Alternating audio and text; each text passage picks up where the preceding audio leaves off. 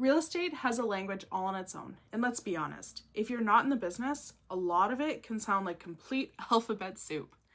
You've got CMAs, dower rights, subject removal, pending, conditional, chattels, fixtures. It's no wonder buyers and sellers sometimes feel like they need a translator just to make it through a conversation.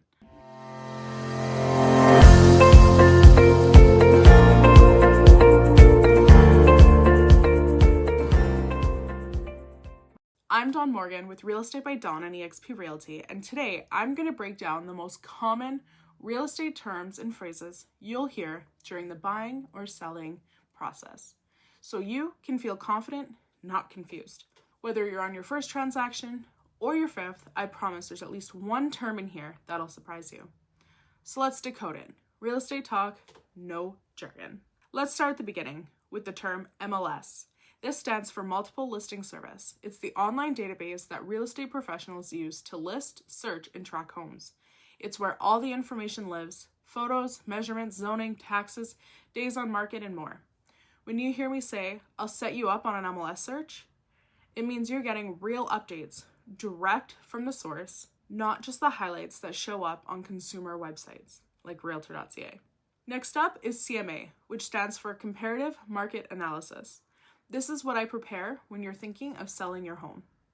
A CMA looks at recently sold properties that are similar to yours based on location, size, condition, age, and gives a strong idea of what your home is worth. This is how we determine a competitive and strategic list price. It's also something I use to help buyers evaluate what a fair offer looks like, especially when they're trying to avoid overpaying in a fast-paced market. Let's talk chattels and fixtures. This comes up in nearly every offer, and it trips up a lot of people. A fixture is anything that's physically attached to the property. Think built-in shelving, a mounted TV bracket, or a dishwasher. These are generally considered part of the sale unless explicitly excluded. Chattels, on the other hand, are movable items, like the fridge, stove, washer, dryer, or curtains. If the buyer wants those included, we write them into the offer. If you're selling, it's really important to be clear about what's staying and what's not, because misunderstanding this can lead to some heated post-offer conversations. Another big one is conditional versus firm. When a buyer writes an offer, it's often conditional on things like financing, a home inspection, or review of condo documents. That means the offer is accepted, but not fully binding yet.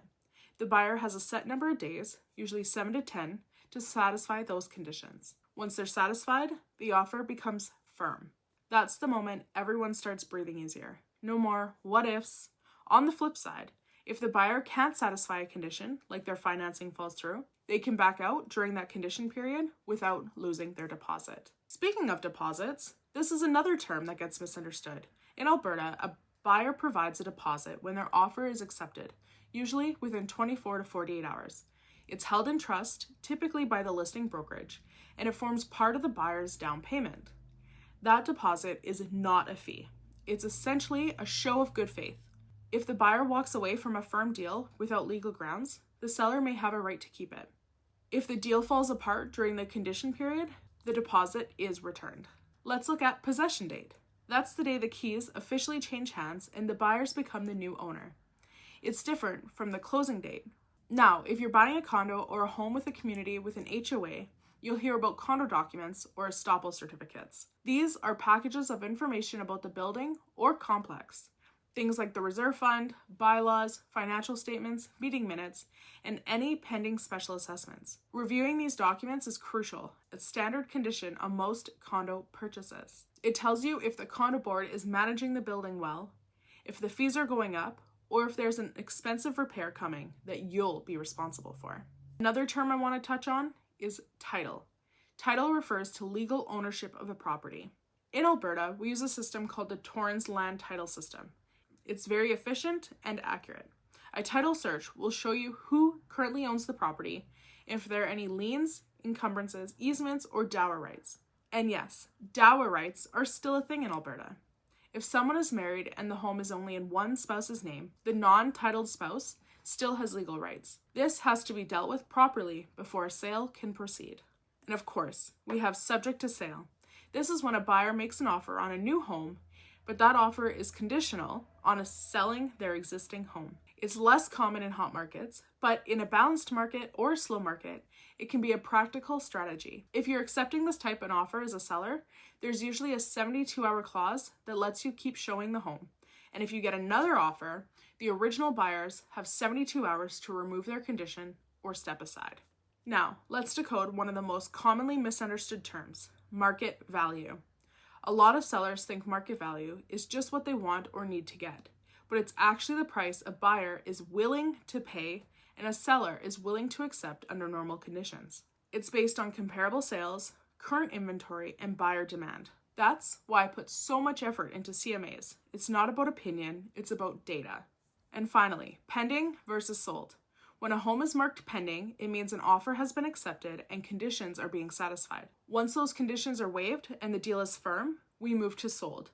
But just because a home is pending doesn't mean it's guaranteed to close. That's why it's important for buyers to keep looking until we find a deal that's rock solid. So, how do you actually use all this information? You use it to ask better questions. You use it to understand your documents. You use it to stay calm and informed every step of the way. Real estate doesn't have to be overwhelming. When you understand the language, you feel more empowered. And that's where I come in. My job isn't just to help you buy or sell. It's to guide, translate, advocate, and help you feel in control from beginning to end.